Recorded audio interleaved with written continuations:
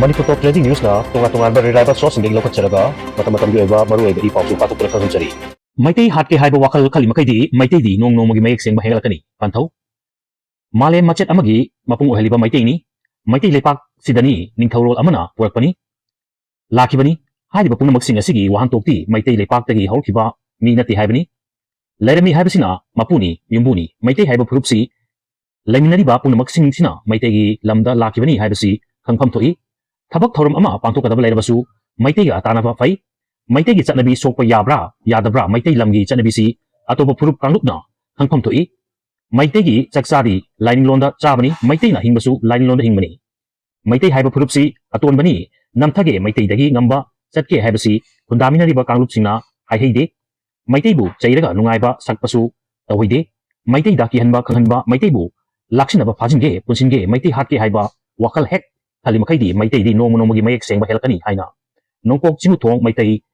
laikol thalosipilok lamai ching impal nongpok tlaiba laioi ba panthongna phongdokhe Meitei gi puari puya yum thong khuding dagi puthokani Meitei gi aruk longi khubam laisang phonglakani ihan hanba Meitei lepak sida kana hana udarami kuntok wari lakpada Meitei na ahanba oirakani Meitei nataba phurup kalup kudingmakna Meitei bu yamna ikai khumnapham thoi Meitei puari Indiana khangkhre Meitei nupi bu ikai khumnakhre India ki president na December tara gani thoi nupi lanumit chu president na khangkhre ikai khumnakhre atoba phurup na ikai khumnaba nate loduna nupi lal haibasina Meitei lol oikhre Meitei ekoi khudingmakna hena pangal kangkhatpa Meitei gi apunba mifam toina phamba Meitei lon seng ngangba matam oirasi lonyan haibasidi masagi yumpham leijasanu ojana subject ki lairik takpadu taksanu lairiki mathau ohensi lol khudimak haibada kaide Meitei lol haibasi Meitei yumthong khudingda ngangsi Meitei lol hingat hansi Meitei lol buna thaina chatnaba taroisi lol mayek leiba haibasi Meitei ekoi pangal yamna kalibani Meitei ekoi Meitei cheng chadaba Meitei gi tureli ising thaktaba Meitei gi insang chadaba maroi nga chadaba yade Meitei ekoi na Meitei bu yamna chawkhatna yoglaki Meitei gi puyasu isa da yaurga leiba lairiki masak loinaraga lai mitop miana Meitei gi lining gi lairik leite Meitei lai ningde haiba wakaldu aranbani lining taw leimaren sagagi apokpa tingkhaida laisang saduna chatli isa gi sagai salaida hinglamba midagi onkiba laini yamna ikai khumnaba mamal yamna leiba ningi mitop dagi purakiba lamdam amadagi purakiba lainate Meitei ekoi bu tuhatkanu Meitei bu lahatke khandanu tada nauda kya ama tarkhini mirol amana Meitei laktukhre hairgasu mirol amadadi Meitei hinglakani Meitei ekoina khangi Meitei khaktanadi atopa phurupna hanjin oliba Meitei lepaksida atopa phurupna khana chainabada khamdokpa thoklibasi Meitei nani Meitei lepakta thorpa wathok lathok chama kujing oiraga Meitei lepak kandaba yade mioibagi hingbagi hak matkanu laripak yaunaba lauriba kolausi Meitei nani Meitei lepakta khundariba kanglu phurup singna lauriba sidi laripak yaugada banate masagi oijabagi kolaudi lawi Meitei gi lepak sidadi ukina masagi apambagi kolau oiriba India lenga wakatliba Meitei pungnamak pudi Maikai marida chatpa yaroi thatliba mayunda hajinbadadi aki ekhang pirakliba asuk yamna Meitei siraba Meitei awaba tarba matamsida kanglu phuruki kolau tade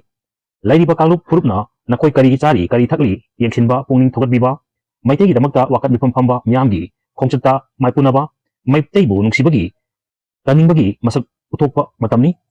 asuk kuina laiminaraklaga Meitei lol su ngangliba changjafamsu piramliba Meiteina waba matamda Meitei gini haiduna kanglu phurupna chongtok pirakduna aikoi leidi haiduna Manipur aikoi punamaki khundaphamni machet ama phawba mangba yaroi haide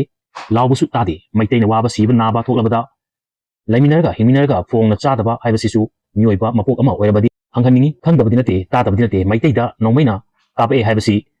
siribadi Meitei ni kuki landa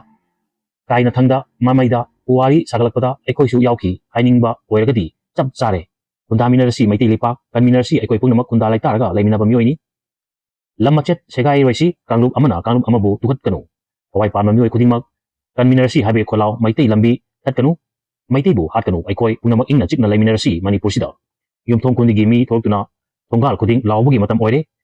mina mibu nungsiba masak phonglasi Meitei yumbubu kalasi mitop miyangidi makogidi Manipur da leitragasu makoi hingpham leigani mari mata yangna pak channa lei yumthong amada chakhibada changjafam piduna hingba ngamkini Meitei ekoi pulasi punphamgi lampakti Meitei na Meitei oiba Meitei lining chatpa haibasina ekogi lampak punphamni